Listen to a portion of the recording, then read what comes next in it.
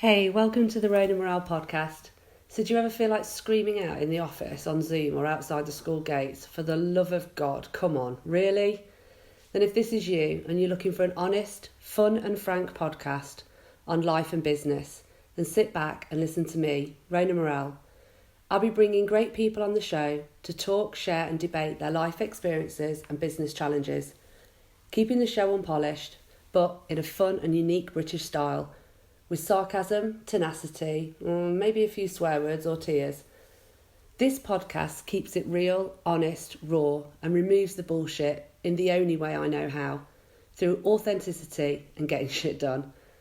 Think of it less like the Housewives of New York or Towie with the lipo and drama, and more like the house lives of the real world. I hope you'll take something away to be better informed, laugh, smile, or maybe even finally getting the confidence to shout, come on really. So enjoy.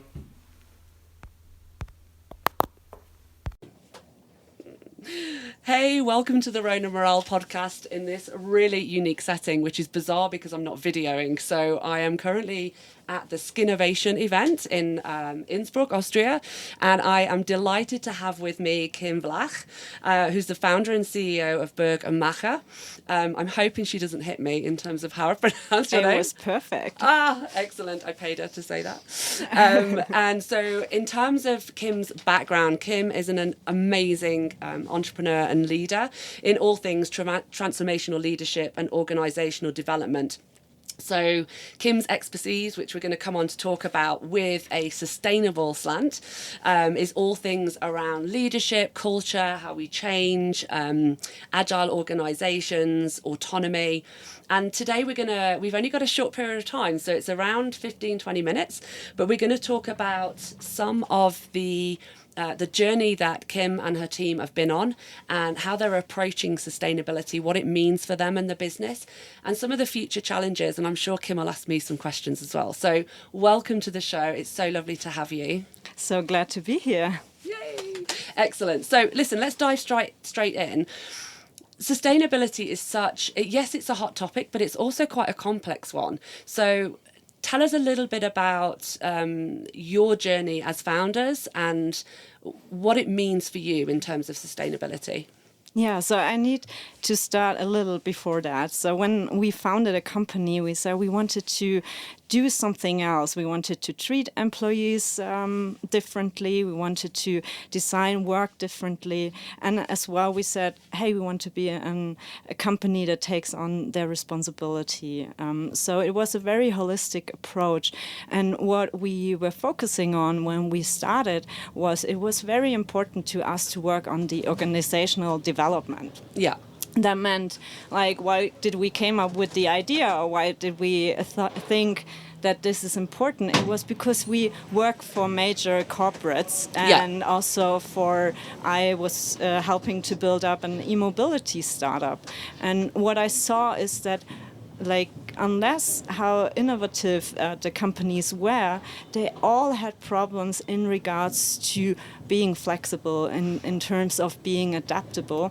And that brought us to the topic of organizational development. Mm-hmm. And now there is the connection to our topic today. To be like a sustainable company, it needs like a holistic transformation. It doesn't help if you have like one small team that does like the corporate social responsibility and holds the flag up, we would say in German. I don't know if this term exists in English, but I guess you get the meaning. So what you need also to tackle sustainability and also to be authentic about it is that you start with questioning your values. Have you implemented them? What is your your products? Are they really also living up to the attempt to being sustainable? And this already explains that it needs the whole company. It needs all of the members of the company to really adapt to this concept of sustainability. So there I see the link. Yeah. Amazing, thank you. And yeah, I think sometimes we see that a lot in organisations, don't we? We have maybe someone who's got a title and then they've had sustainability, just kind of nudged onto the end like of it. Like an add-on. Yeah, exactly. Or there's the token person who's had a sustainability and nobody else cares, frankly. So in terms of your business, and you talked about mission and vision and values there, which is really important. What do you think around in terms of social impact, and because essentially you provide a service, you're not providing products, so how are you looking, what angle are you looking at when you talk about sustainability? What does that mean? Yeah, so for our company, when we have strategic initiatives, I now have a team of 14 awesome people in my team, and we always look at strategic initiatives like in a 4 months rhythm, and then we say, okay, what do we want to focus on the next 4 months? Because we have our day-to-day business, and then we have those strategic projects. And then we said, okay, hey, we have it in our values that we want to have this holistic view on being a company, a consultancy, but also taking on the responsibility, like I said before. And then we said, okay, let's figure out what we need to do. So we didn't say, it will be the term, we are a sustainable or carbon neutral company. We just said, let's figure it out what our path is and what we can do. So one team member, she really digged into that, and we learned a lot about, okay, you start with the carbon capture and also the analysis, what your footprint is, but it shouldn't stop there. Amazing. But then, honestly, that frustrated us a bit, because we said, okay, we already do a lot. Like our power, we buy from a sustainable company or like from a sustainable provider. We are traveling by train, and we don't produce product. And this is where you have a lot of chances to reduce and also act differently. Yeah.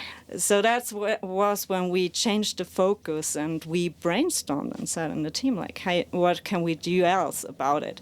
And before I want to dig deeper into that, I really love how we started to look into this topic, because it describes a journey that every company can take, to find out what is their take on being a responsible company. Yeah, and so that's really interesting. So.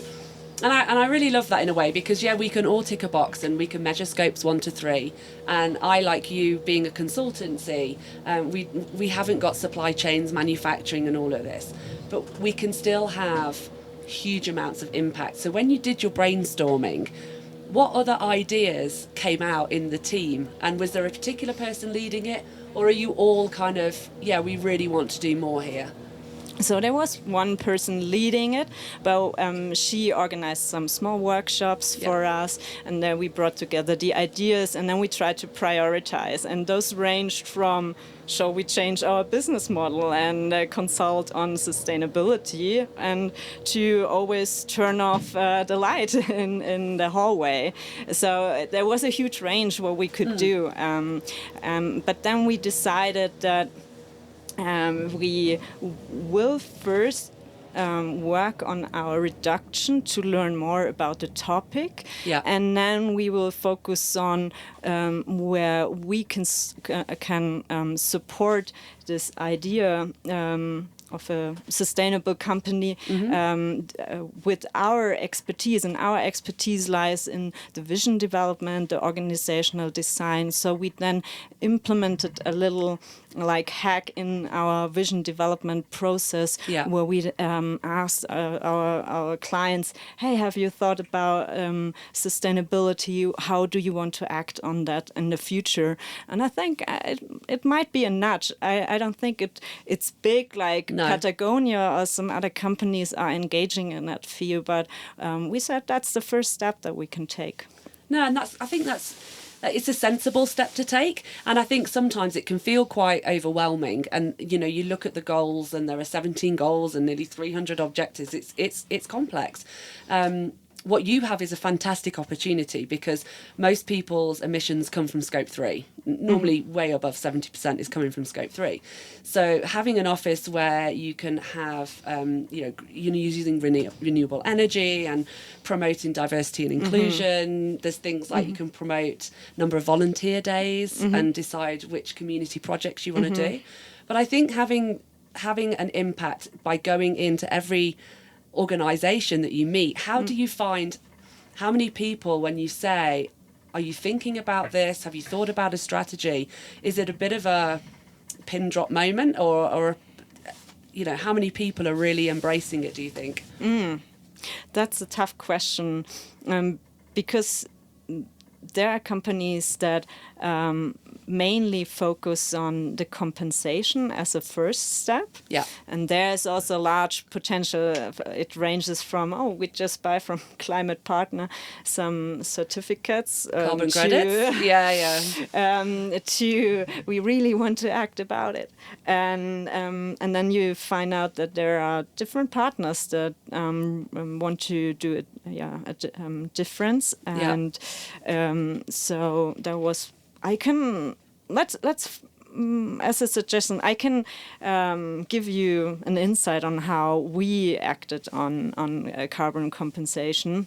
That'd be great. So we started actually also with Climate Partner, but then we figured that's not enough, that we had so many questions that they couldn't answer. Yeah. And we wanted to do it right. So then we informed ourselves about what are projects that make sense. And then we found like a little partner, very regional partner that is investing in hummus. So they are teaching agricultural mini companies how they could build up hummus, and hummus is like very important, plays a very important role in compensation. And carbon capture, I mean. So we started to work with them, and then we asked them, hey, is there something that we can do? So we were thinking about holding workshops on organizational design for in agriculture. So because there are those are companies as well. So farmers, they have employees and so on. So there again, we thought a little bit further than just like giving them money, but also how can we contribute with our expertise. And I think that will probably be way more impactful than just buying carbon credits from Climate Partner, because often the projects are so far away. Carbon credits have had a pretty tough PR ride over the last 12 months. There's a lot of distrust in that. Whereas if you're going to work with someone as a local community, you can visit, you can volunteer, you're going to learn stuff, they're going to learn stuff. Regenerative agriculture, of course, is an amazing opportunity. Our soils are limited. It's thought that we maybe have about 60 years left of healthy farming soils globally. Yeah. So I think that would be a great partnership for you guys, and probably far better than just buying carbon credits. So congratulations for doing that. Well done. And actually what's also nice to hear as well is that you've decided not to just tick a few boxes and take what Climate Partner are telling you and really start to educate yourself, because that's when the inquisitive child comes in, and then you go, actually that doesn't make sense to me. Yeah, and by that we don't need rules in our team, because everybody is so sensitive about it. So when we buy stuff, they always ask themselves, like, can we buy it from a sustainable brand, or like, is it really sustainable to order it via mail? Or can we buy it locally, and so on. So they know it's important to us, even if it costs a bit more. If it's reasonable, then we will buy it from a sustainable brand. So so they don't need to ask. They know, like they think for themselves, and I love it about that. That was brought by the process, basically, to us, this capability. And that's really nice, because I guess that's just it's in their DNA as part of that thinking process when they make decisions. And have you gone as far as setting sustainable targets or KPIs for your team? I mean, it's very difficult being a service sector, but little things that I've done. I know I've moved my pensions so that they're not in tobacco or fossil fuel, and that for me I knew would be a bigger impact than my shampoo bar or my toothpaste tablet. So have you thought about targets yet and reporting outwards, or is that the next process? We thought about that, but as a growing company, it's hard to use KPIs, how much you want to have reduced, because like with growing the company, you will also have more carbon that is being exposed. So so that is kind of frustrating, honestly. But what we've decided is that we, for example, won't work with clients in Hamburg unless we find a team member that is living closer by, because we are based in Munich, and we will only work with clients that we can reach by train. Okay. So that was like a decision that was impacting our business. No, absolutely. I think that was just consequent. And as well as now that we've found a partner, we want to invest like time and like our focus in them. And we are like, when we will open like our academy, we have some thoughts about how we can combine this idea. Yeah. So we were always thinking about how can we link this idea to do something good for the planet to what we are good at. So the core business. That's amazing, honestly, because I think as a service provider, it's often difficult to think about, where can I go, what can I do? And have you made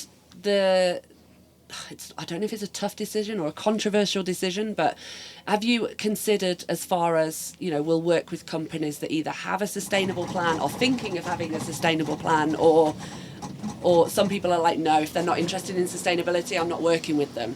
How do you feel about that? So I think that the topic that we are working on, that is focusing on how can I be more future-proof as a company, gladly brings with it that they are also trying to think about sustainability. So we don't need to Sorry. I thought you needed some time. No. So we don't need to exclude them. I think if a company doesn't or isn't open about this topic, then they are not thinking that much about their future. Yeah. That is like my basic understanding. So therefore, we never had companies that wouldn't fit into that scheme. Yeah. Yeah, I guess it's such a huge topic, whether it's sustainability, regeneration, or impact, social investing. There's so much to go at, isn't there? What I wanted to ask you, go for it. You said like, what are you doing to like, or I don't remember. You said something like, what decisions have you undergone? So do you have any tips for me as a consultancy? Where could we focus on more? Yeah, I think your approach so far has been fantastic. So I think, absolutely go and do the scopes 1, 2 and 3. There are amazing free tools out there. Don't pay someone to do it for you, because there's free information for you to do that. I definitely suggest looking at things like personal, or as you grow, if you decide for a company pension, you can have big impacts there. What you do in the office and how you work, you can do what's called an environmental energy assessment. And it's really easy. You can just walk the floor, just like you can do it at home, and you can do it in the office. And just look at the obvious little things: lights left on, aircon left on, doors open, someone not doing their washing up, or whatever it might be. What waste are you producing? Is there a lot of water wastage?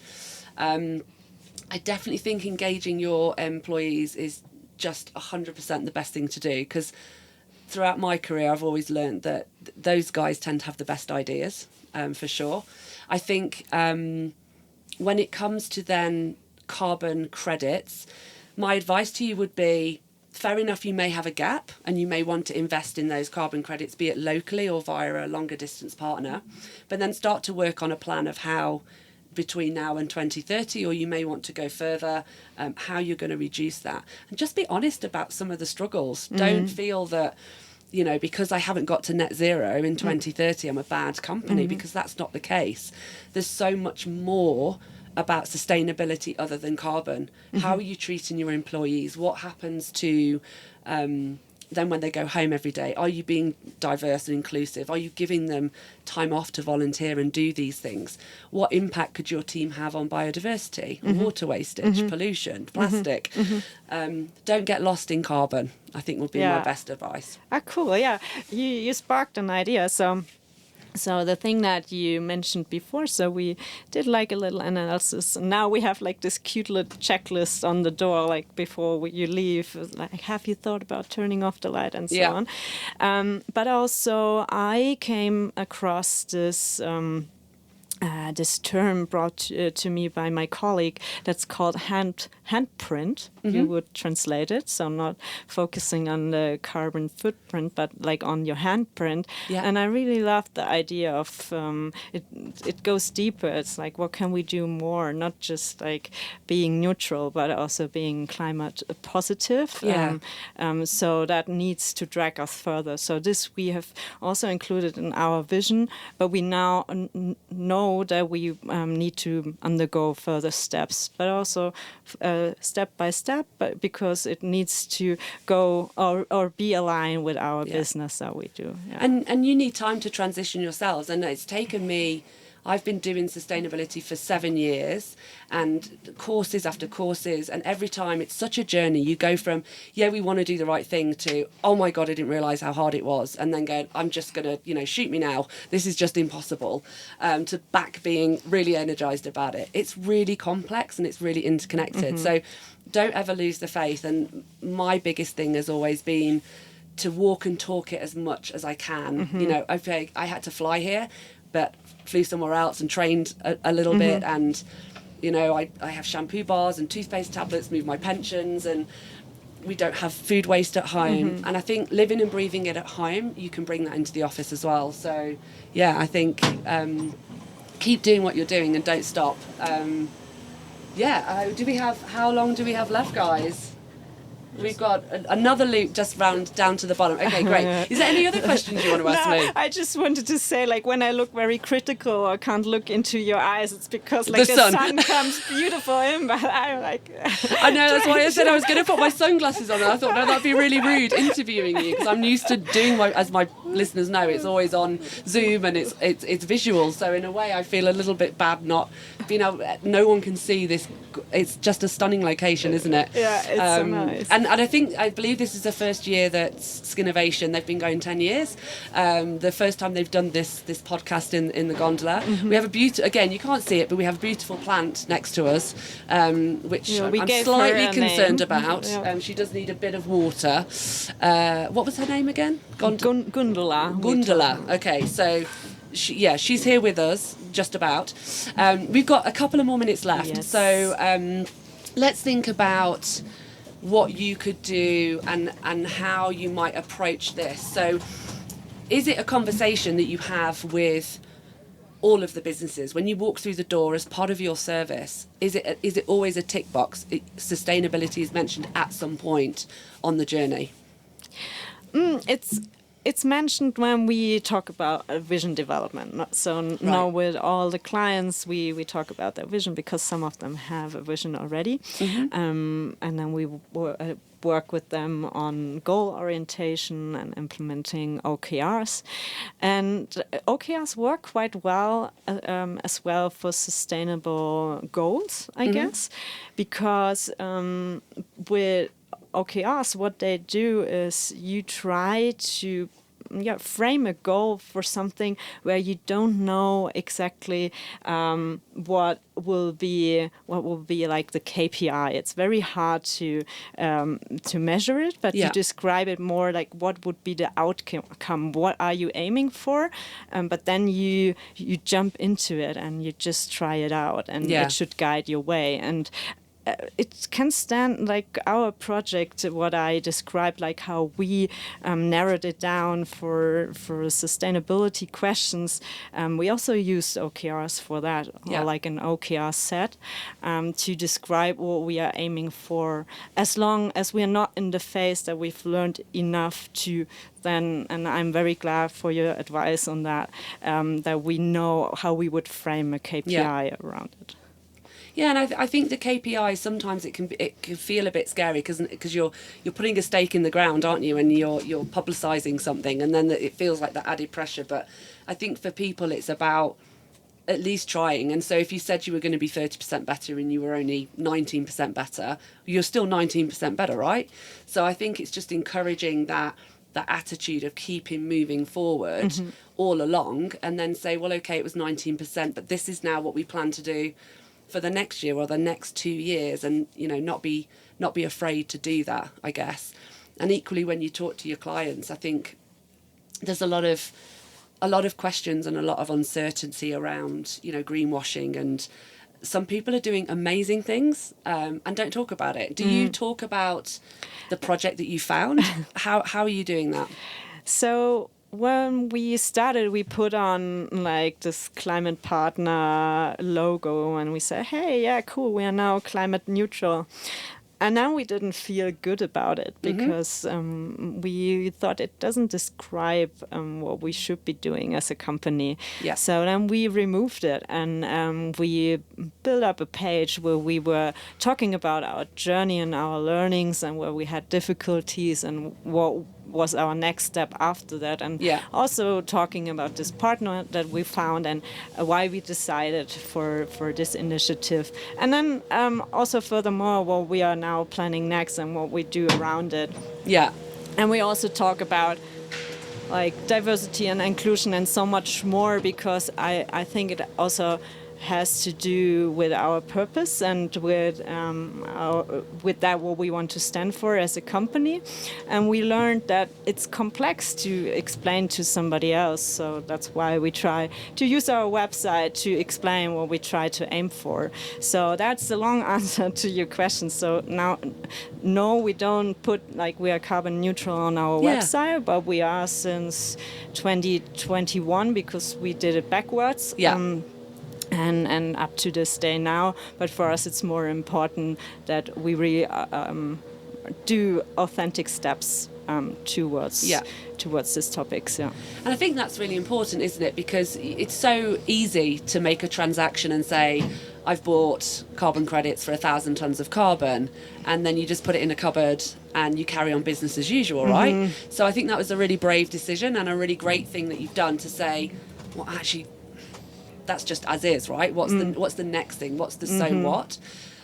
So I think going out and exploring that, I think, has been a great thing to do. I love that. We've just got a little, it's very random English there, or is it German? Don't know. We've got a couple of minutes left. Love it. Thank you. So yeah, I think talk about it and keep talking about it. Let people know how you're going on the journey, and also, I guess, don't feel bad about looking at what others doing and stealing ideas. Steal with glee. There's always someone bigger and bolder doing what you want to do, and they may have already been through that journey and had the pain. So just take it and what you can, and mold it to your business. So there's 14, you said, in the company, and you talk about you're obviously growing. Where's the vision for you guys in the future? In terms of sustainability, or no, just wider as a company? So for our company, the vision is that we really have an impact on how organizations are designed, and to change the way how we work, because we want to stand in for that work is more fun, and also you can co-create. That sounds very easy and very light, but in the end it's like a holistic transformation that companies need to undergo. But we've work for corporates and we weren't happy in that. Yeah. So maybe we try to work off our pain that we felt. But I know a lot of people that work in companies where they aren't happy and they could contribute so much more. And there's potential in the people. So why don't we use the potential in those people? And this is like how we can do it is about how we structure companies, how we think about culture, and as well for me, I would love to see that companies take their own approach on being sustainable. I think it's just a dimension of culture and doing business in the future. So that will be my vision. Amazing. Cool, agile companies and a lot of happy people. Oh, no, honestly, that's incredible. Thank you so much for your time today in this beautiful location. I wish you and the team the very best of success, and I totally empathise, having left the corporate world for all those reasons, you know. So best of luck with it. Please keep talking about the topic and doing what you're doing. It sounds like you're already ahead of a lot of people. So thank you so much for joining the podcast, and have a great rest of the event. Thank you. Ciao. Okay, hi David, welcome to the Road and Morale podcast. How are you? Very good, thanks for having me. Really good. We are here in this beautiful scenery of the Austrian Alps, and I couldn't feel better. Exactly, and you know, embarrassingly, we're not actually visually recording this. This is only the sound, but as we go through, people will hear the doors opening and closing and might feel the sound of the vibration, I guess, of the unique location of this gondola. Incredible. It's insane, isn't it? So we're here at the Skinnovation event. David's my last guest actually to record while I'm here, so I'm super excited to have you. And by way of introduction to David, I guess David had one of those realizations in recent years about wanting to be part of the solution and not necessarily part of the problem, or at least a problem that didn't want to change.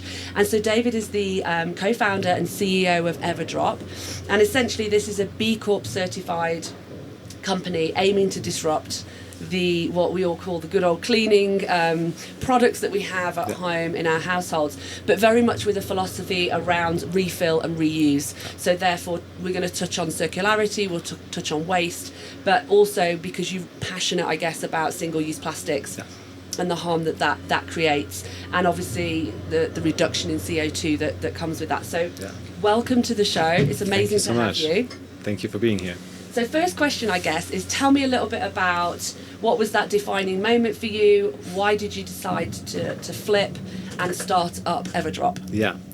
So when we were just talking before we recorded, I heard that you're a mother as well, right? I am. So I'm a father. And so one of the most impactful moments in my life for that was like when my daughter was born and I realized that we are facing huge problems as a humanity. Like we have global warming, we're polluting our planet to death, and all these topics. And as a German, if you look back in history, and there are these dark chapters, you always wonder, okay, what have the people done when they were aware of that?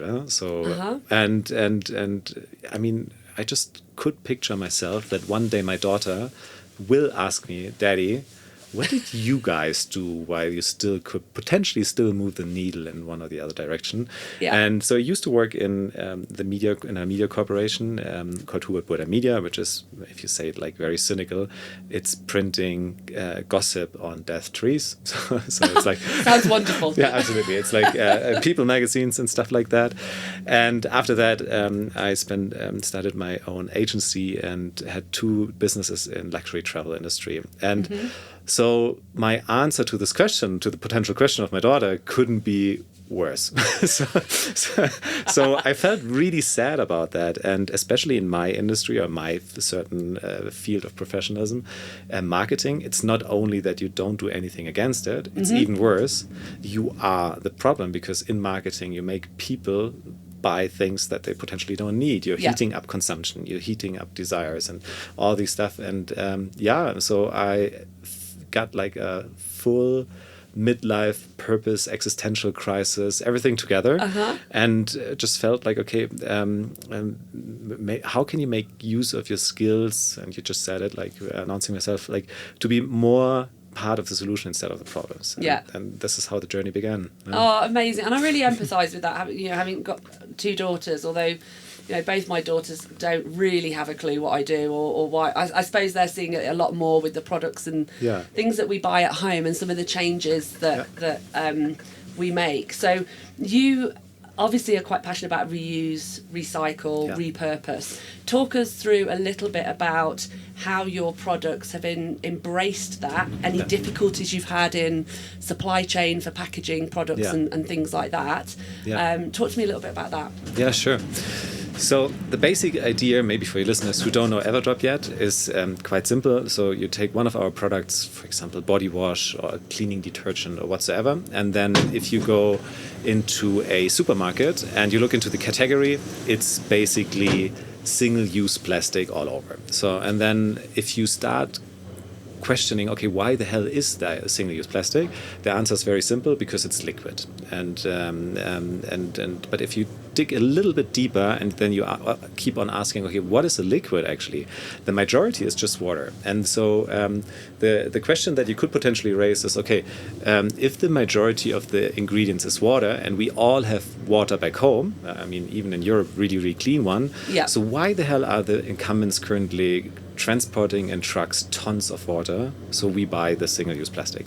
So, and the idea that we are working on is we have tablets or powders, and then you buy a bottle, or you take your old bottle, or you buy a beautiful bottle that you want to use from that moment on forever, and then you just use your tap water and put in like the dissolve the tablet or the powder, and you mix your own body wash, your dishwasher soap and stuff like that. So that's the concept. And the challenge behind that is when we were producing our first products is like, the manufacturer were saying, okay, so how should we package the tabs and the powder? Do you want to have like a blister or a plastic bag? And we were like, what? so You've missed the point, my friend. Yeah, exactly. So what the hell? And obviously there was no real packaging solution there yet. So we kind of like had, at the very beginning, we just wrapped them in paper bags, but obviously paper has some limitations in terms of humidity and and all this stuff. So we were developing our own paper that provides certain protection of humidity and water, and is also, for manufacturing reasons, you can seal it and all this stuff. So we had to think like literally everything from new, because like nothing has been out there, no one was doing something like that. But I think the impact is really big, because it's not only saving single-use plastic and stuff like that, but it's also, as I just described, like you're not transporting tons of water around the country. That saves huge amount of CO2 emissions and so on. So that's one of the challenges we had in terms of packaging and bringing that stuff out. And I guess, water for many people, it's such a precious resource. And I get, jokingly living in England, you would be blind to think we have an issue with water because it rains so much.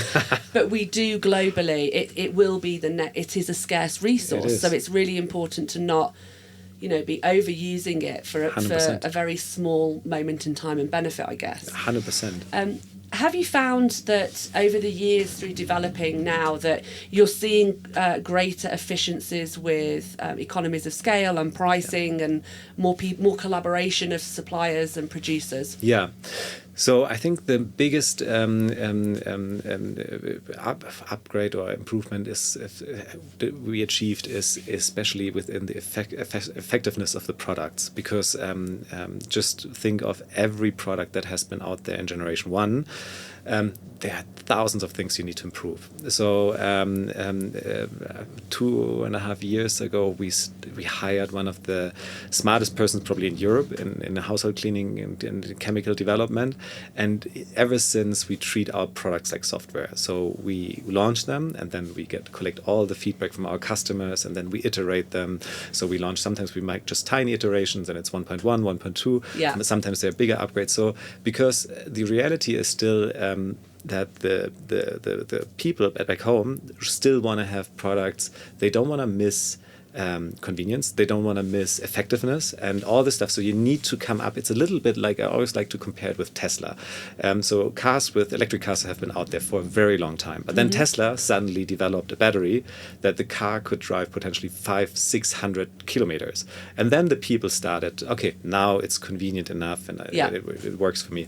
So it's a little bit like that. And we see that in our customer base that, so now it's a shakiness in my voice from the lift here. And you see that also with our customers. So our customer happiness and repurchase rate and everything has improved so significantly since we kept on improving our products on a level that you barely have to compromise. So even there's like a very, very famous testing institute in Germany. It's called Stiftung Warentest.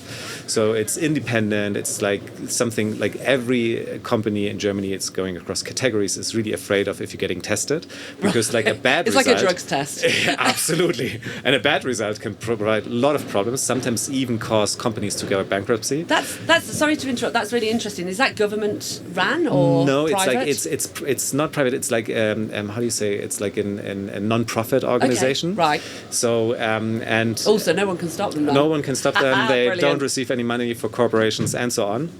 And and if you get like a bad result, it could be really bad for your business. And if you get a good result, it could boost you. So, and for example, our dishwasher tubs is. Dishwasher tubs, maybe your listeners will look at it the next time the same way. Why the hell does every dishwasher tub need to be wrapped in plastic?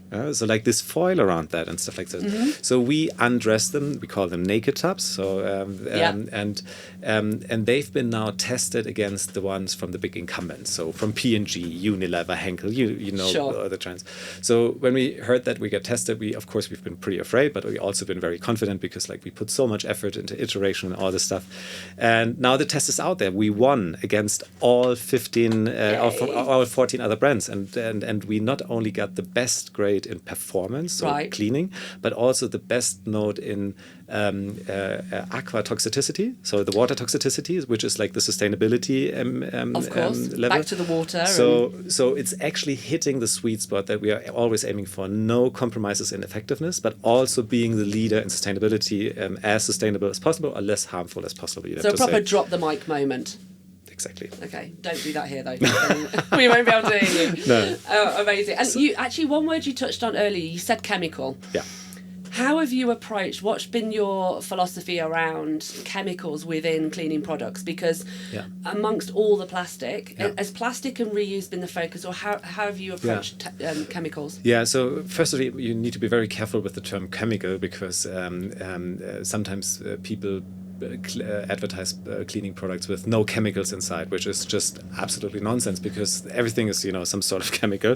So it's like a definition thing. So we look into certain sustainable factors like biodegradability, aqua toxicity, and these factors, and try to find the most or least harmful. It's like we also try to be very careful with the term sustainable because what the hell is really sustainable? You can be less harmful, less impact, and reduce the impact. But in our category, it's really important because no one can avoid household cleaning and personal care products, so you need them. I'd like to. Really would be handy, but like still, as long as you need those products, you need to reduce the impact on the environment, and this is what we are looking for. Okay, where do we find ingredients that, in terms of production, in terms of like impact after they are used, are as least harmful for the environment and for the user as possible? Well, actually, I think the word, like you said, the word sustainable, it just means keep doing the same thing. Yeah. So you could be a really bad. You have a product and be sustainable. It just means you're just going to keep doing the same thing. So well, actually, if you really want to be sustainable, you shouldn't bring out a product.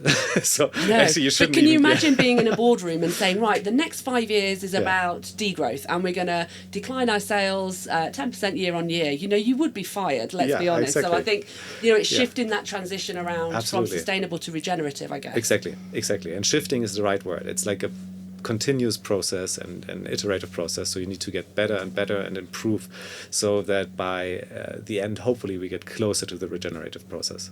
Absolutely. And in terms of your team and the way, I guess because you've started with circularity and sustainability at the heart of what you do, everybody that's coming on board, I guess there's a real collaborative culture that understands this, right? Yeah. So the good thing is at the very moment that there is a very especially when we started, the awareness for those topics is getting bigger and bigger, and I think there are more and more people like you who want to dedicate their biggest portion of time, their working time, to something that helps to reduce the problems. And this is, I think, something that unites all of us. And I think that's also the big potential in this, because it unleashes power and creativity. Yeah. You have like Simon Sinek also there in the podcast sphere, and he's always speaking about the why and finding your purpose. And I think this is something that the incumbents barely can compete with. So if employees start there, it's like, okay, they do it for growth, for business, for money, whatsoever. But if you combine that with your inner why and say, hey, I do something that fulfills a bigger purpose, then this is like a huge uniting factor, and something that I think potentially, hopefully, leads to a big transformation. Yeah, and do you know what? And that really excites me, because I feel like our voice is politely getting louder and louder. Yeah. With more people coming on board, I guess. I think politely. Yeah, well, I'm not necessarily known for being polite per se, but certainly just that you can feel that rumblings of that kind of generation changing and more people coming forward. And I guess in a way it's like somebody saying no to a charity. Yeah. Take any charity. If you strip it back and look at the purpose and value, I work with Education Africa. Who in their right mind would say no to doing the right thing for that purpose? 100%. And a bit like with what we're doing, are we fair? Are we equitable? Yeah. What happens to our products when they go back into the planet? What raw materials are we extracting? Exactly. If you're really honest, it's hard for anyone to go, don't care. Yeah, it's hard for anyone to don't care, and it's and at the same time, it's such a ambiguity, because on the one hand side, you really want to do the let's say right thing, and on the other hand, it's really tough, and I think we do a lot of times look into the audience and the target group, and there's something called the LOHAS, a target group called that defines by lifestyle of health and sustainability, which is one of the big trending streams. And the interesting thing is, if you look at this target group and their behavior, they are so ambivalent in terms of they are the people who complain of not having not enough parking spaces in front of the organic supermarket. They are the people who have like a single household and buy a huge fridge, but A+++ energy saving mode and stuff like that. So, and who would say that? And so the interesting thing is always like, you want to move in the right direction, but need to accept that nobody is perfect, that nobody is like fully working that. So like dealing with that is also something that is really important. But I think we should focus on the journey, and people on this journey. This is like what unites us potentially. Yeah, and it's having people like you and the other guests that I've had who are creating space for people to discover new products and new services in what might not be 100%, but that just doesn't exist right now. Yeah. And it is about a transition. It's about empowering people, giving them choice, a conscious choice. What's your kind of next big thing? What are you really hoping to get from Everdrop? Yeah, so we have a impact tracker on our website, and so we are kind of like displaying there how many plastic bottles have been saved because people used our products, how many plastic foil has been reduced or not been used because people just don't have their dishwasher taps used in plastic, and so on. Yeah. And these numbers are growing, and it's insane if you keep in mind that we are such a tiny company in comparison to the overall market. How many is there, by the way, in the company? In employees? Yeah. So we are currently 80 people, and but like in terms of market shares, I would say we don't even have like not even 1% of like this market. Next time I see you, you will. Yeah, maybe. Yeah. So the big hope is actually that we contribute to the transformation of the whole industry, that even more and more impact startups growing up, that maybe even the big incumbents shift, because just if you look at these numbers, and we have like 50 million plastic bottles saved and stuff like that, just imagine if a tiny startup like us could do that, what if the whole industry would change? So, and this is something what I'm really excited about and hope that is happening in the future, that, you know, the industry is shifting, because this is like actually what we're fighting for, that something is happening there. And so it would be really cool to see if this movement happens and more people are questioning what the hell are we buying there. Interesting question for you then. Yeah. Let's say a big company saw what you were doing and went, yeah, you know what, we're going to buy you out because we're going to bring this in. He's done all the hard work. Would you consider selling out for that? Well, to be very honest, like we asked this question already when we got investors on board. Yeah. So, and we had this discussion back and forth. Ooh, investors are bad, you know, venture capital and stuff like that. So how does this fit together with an impact startup and stuff like that? So, and while we had this discussion, one thing became very clear. It's actually, if you stay small, then your impact is also really small. Yeah? So, and if you have the opportunity to grow, then your impact gets bigger. Sure. So, and I always say everything who helps to increase the impact is welcome to the party. So whatever that means. I mean, and how amazing would that be? Imagine in 2 years' time, a major player in the industry embraces what you've done, and essentially you've changed the whole thing. Yeah. So I get asked this question very openly. So what do you do if Procter & Gamble is copying your products? And I say, okay, this would be like, our investors would be unhappy. Business-wise, this will be tough. But I mean, just think about the impact on the environment. I would be very smug. Wow, who would be that? Yes. Exactly. That's great to hear. Yeah, that's amazing to hear. Listen, we're just about to come back down to the kickoff zone where we'll get thrown out violently. We won't really. What would be your call to action to any of my listeners in terms of embracing this journey? What would it be? Yeah, just raise your awareness. Like, I mean, the next time you throw away, I don't know, your body wash bottle or your household cleaning bottle, just look at it and see it's a perfect working product that you could potentially use for many, many more years. And just ask this question every time you go to the trash. Ask this question to every product. And as I'm pretty sure for most of those things, you have a lot of guests on your podcast, there are better solutions. Yeah. So, yeah. Just raise the awareness and start shifting into less negative impact and to more positive companies. Well, that's amazing. Thank you so much for coming on the show. I hope that next time I see you, you're at 5% market share, or you've been bought out by a big player, whatever it might be. Kudos to you for doing it and having the strength to kind of start to change the supply chain and start to look at changing our behaviours and what choices we have. So congratulations and thank you again. And thank you for having me here. You're very welcome. Cool. And let's enjoy the mountains. Sorry, it just made me laugh. Oh, but flipping heck. Right, welcome to the Rona Morale podcast. We are in a really unique place at Skinnovation in a gorgeous location, Innsbruck. And I am here today with Anna and Nadja. And honestly, their bios are just incredible. We have two amazing women in front of us, but their backgrounds essentially are born from the beauty industry, understanding supply chains, marketing, commercial, and they have really kicked ass in terms of setting up successful companies, working with some amazing brands. So I could go on for a lot longer, but I'm not going to. Because the whole point of obviously my podcast and for the listeners is all around sustainability. And these two incredible women have come together and formed their own business. Now I'm going to ask you to pronounce it and not myself. Please, welcome to the show. Please tell us a little bit more about your brand and most importantly, why you've started with sustainability as the core values. So over to you guys. Welcome.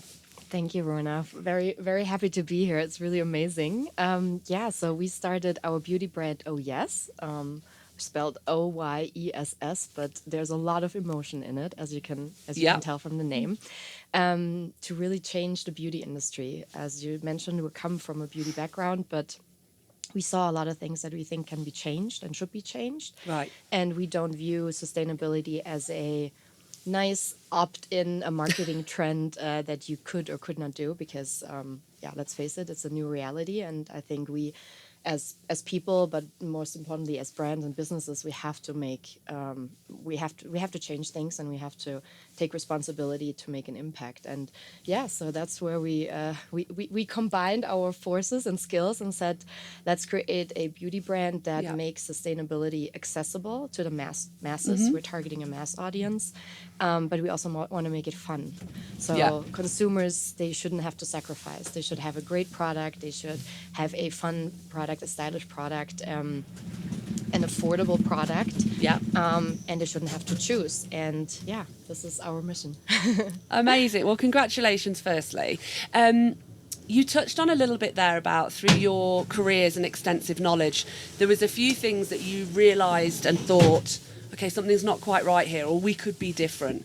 Tell me about a few of those things. Were there like wake-up moments? Were there moments where you're like, you know, I feel bad, or we could do better? What were they?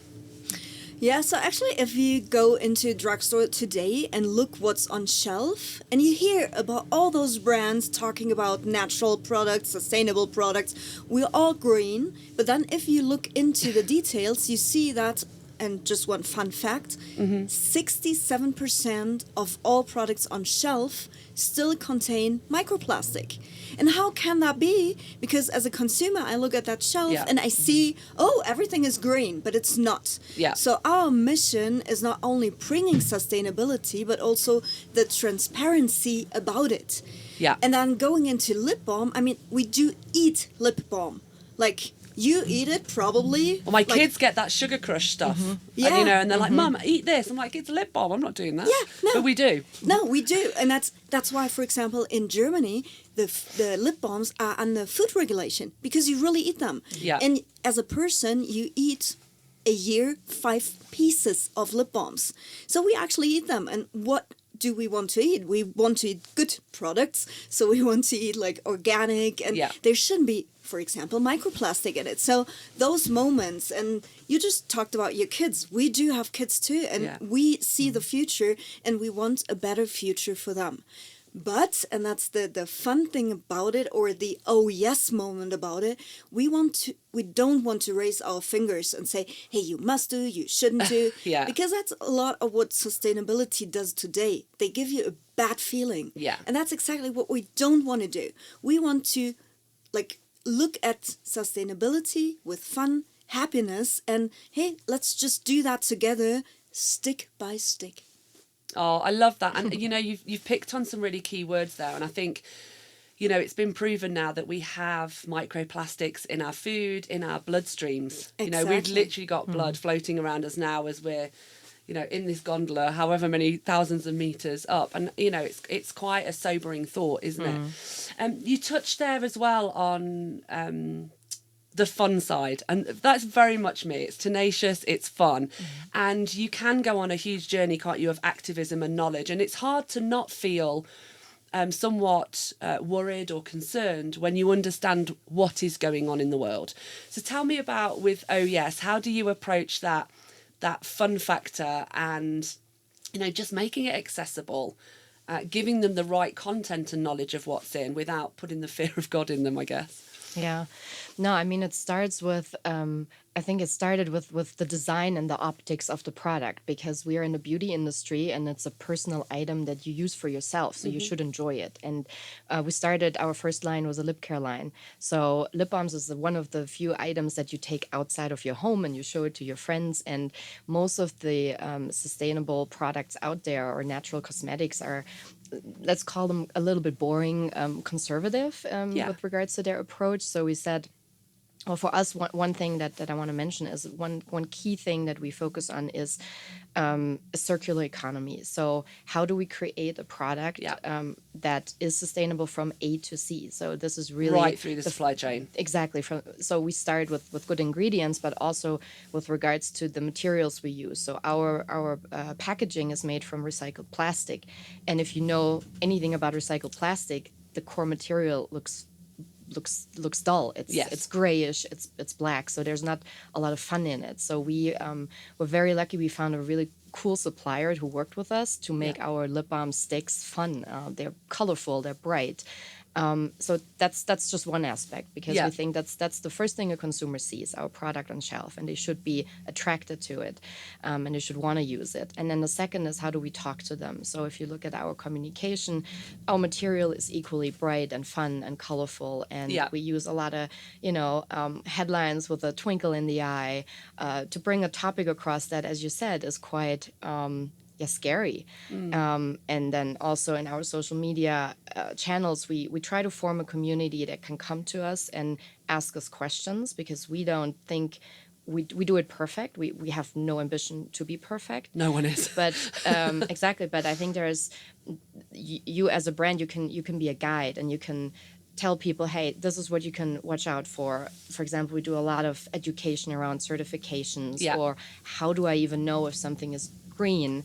And so that's the approach which we're taking. And that's really nice, I think, because there you've got a really great combination of brand engagement, communicating with your end user, and actually, not one of us knows it all, and sustainability is extremely complex. So I guess they can have ideas or misconceptions. There's a lot of misconceptions.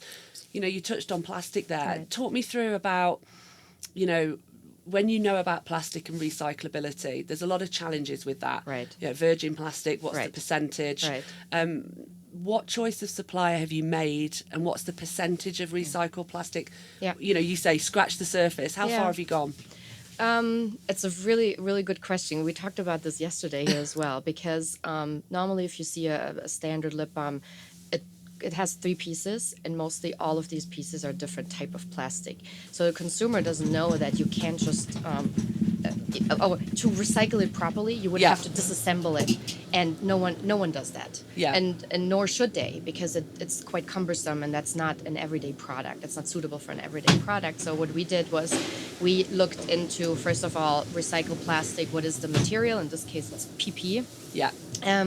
But also, as Anna said, in our category, we're bound to food regulations. So the core formula that gets in touch with the material, that material has to be virgin plastic. So currently, we're at 76% recycled plastic for the outer shell, 24% of the inner. That's in touch with the formula. That's virgin plastic. However, we chose that virgin plastic to be the same type of plastic, so it's also PP. So the entire stick is one type of plastic that can be recycled. In Germany, for example, in the same place, in the yellow sack. So it's super easy for consumers. Don't need to think about it, and that's also the approach we took for all of our other categories, because we just launched hand and body lotion. We launched eye masks. I saw that on the website. Yeah, exactly. So. And that's one key focus for us, to say, hey, this has to be super easy for the consumer to close this loop. No, that's brilliant. And I guess it depends, then, when you look at launching in different markets, because, in the UK, it's our recycling infrastructure is pretty poor. And even when you think, I can put this here and the cardboard there and and you find out it's all shipped and burnt off in a different country. It's very. But I've always noticed in Germany and Austria from many years ago, you have a really good infrastructure here. So kudos for making it simple for us. So thank you. In terms of transparency, how have you approached your lessons from the supply chain? First question. And then secondly, what do you say to people who will go, it's too expensive to buy sustainable, or it's too expensive to be sustainable? If you can, that's lots of questions there, but go for it. Sorry, the first part was... So the first part, let's break down supply chain. How have you addressed that? So I think, transparency for us, this is a no-brainer, because one thing is we write it directly on the packaging. So we write on the front, it's made from recycled materials, and then we have a list of how much percentage is in it. So you don't have to go on our website to begin with. You stand on shelf and you can read all the information. Second is the website. So of course we have the same transparency there. And that's also how we approach it in our social media communication. So there is no second layer, or let's make it sound prettier than it is, because we think in this topic, what it needs is it's just absolute trust. And if you want to convince a consumer to stay with you and to support your cause, then you just have to be honest. Yeah, and concerning the pricing, I think the question is a valid one because as a consumer, every time you buy something, every time you take the decision of buying something and you take a decision into the future. So I think a conscious purchase, that is the first thing you should as a consumer think about. Then concerning pricing, let's go to the lip case again. You have products with a price entry that are cheaper. Yes, they are. But they're not sustainable at all. They're not fun. And then coming back to sustainability as not the first criteria on buying, because if you're in the beauty industry, the first criteria is you need a good product. Performance. You need performance and benefit, exactly. And then what we say, but easy and accessible with sustainability. So the first thing we also communicate is that our product has a great value and a great value proposition. So sustainable products you find today out there, they're quite expensive. And that's exactly where we said, let's make it different. We take a hit on our margin, and we do that consciously. Yeah. Because we want consumers to really have the chance to say, I want to buy a sustainable product. So we're just in the middle of it, talking to the mass. Amazing. Thank you for that. And I guess when you were in your previous lives, working for some of these big brands, how do you feel that they were approaching it? Was there a lot of negativity? Was it more disengagement? Was it, you know what, I know I need to do it, but I'm kind of going to put it off a little bit? What made you both take that leap out of what could be seen as safe, secure corporate roles and drive you on this journey? So first, I think what we're both agree on is that we're so happy that we had that past, because it actually brought us where we are today. Yeah. So it was a learning journey, and it was like a really good school that we can apply today. And we saw a lot of things that we want to do, and a lot of things where we said, okay, there could be something that you could do better. And the good thing about being an entrepreneur and a startup is that you can decide when and how speedy to do things better and to turn it into something that you want to see and want to be. So actually, we're very happy on the past we had and the future we're in. Yeah, and I guess it's a bit of a blessing, isn't it? Because I think when you've worked in the corporate world, you're in that position to look at how a business really works, what the business KPIs are, who the shareholders are, what's every board meeting and every meeting about. And you can take those skills, and then I guess what you've done is taken sustainability and designed it in from the start. Right, exactly. Exactly. So you talk a little bit there as well around touching on circularity and waste. Do you approach that, or are you approaching that the same with your new product development lines? So talk to me a little bit about the entire packaging. So maybe why you didn't go down the cardboard route and still using plastic. Right. Yeah, I think that the first thing we did when we started the business was actually we started with we literally had a clean sheet, a white sheet of paper. What we actually did, because it's not just us, we have a third co-founder, but the three of us, we said, what are our values? What is it that connects us? Because this is a foundation for our brand, but also for the company, for the business. And that then honestly made it quite easy, because for us, sustainability is at the core, and you don't change your values every day. So, and then it becomes the interesting part. Okay, how do you now incorporate that? How do you take what you see out there and make it better? Yeah. And so we set a few core fundamentals on how we want to develop product. And one, for example, is, as I mentioned, is we have to look at the whole chain from start to finish. And this is also how we approach every other category. So in terms of, let's stick to packaging for a second, what is out there? At what percentage is it out there? How can it then be combined? As I said, we're not at 100%, but we're at, the lip balm is 76%. However, we found a good solution to make it a circular loop. And we actually did start with a paper solution first. We looked at that, but then once we received samples, and when you use a lip balm, and this is also something we're very conscious of, it has to be a product you can use every day. When you use that, you put it in your pocket, it gets warm, it gets a little, like smoother, and then when you then try to push it out in a paper packaging, you don't get it back, you know, it spills over. And we said, no one is going to use that. There's a reason why there aren't so many paper products out there. And we said that it doesn't help us. Our goal is to reach a mass audience, to convert them, so that millions will use more sustainable products, but you have to give them something that is usable. And that's where we then said, let's park this for now.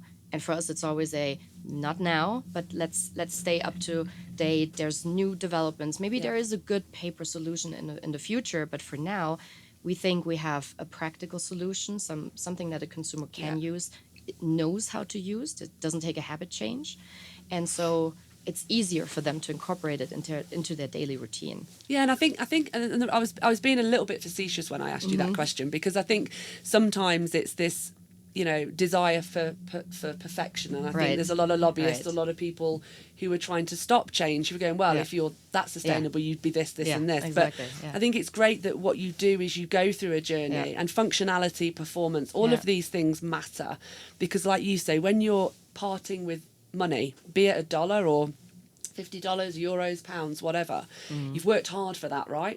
So it's got to work, it's got to be functional. And I think there's this tendency for people to want people who are in the sustainable world to be perfect. None of us are, and we can only go with the products that are out there, right? How are you looking at your sort of future? Have you set certain KPIs and targets? Do you report every year? Is that just part of your DNA anyway? Yeah, no, it is absolutely. So we're a fun and happy brand, but there's a business behind. So also we want to go into the mass. We're selling 3 million of the little lip balms. So actually we came to the mass and we're distributed. So shoppers can buy us in 12,100 stores in 19 countries. Congratulations. So we're going there, bringing sustainability to the mass. But the transparency that we talked about before, that is some of our core.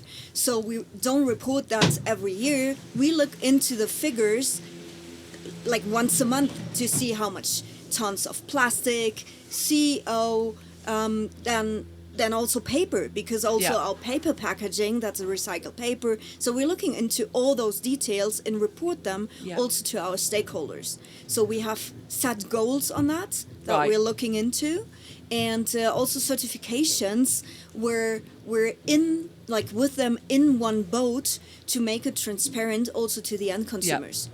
And how have you found the journey of certification? Is it annoying, frustrating? Is it a pleasure to be a part of? Are there some better than others? What do you think? Because you're going to be experienced in this. Well, I think there's more pleasurable things than going through a certification process. But do you think so? No. All jokes aside, I think we also were very deliberate in who we choose to partner with. And we chose very strict partners for a reason, because we learn with them.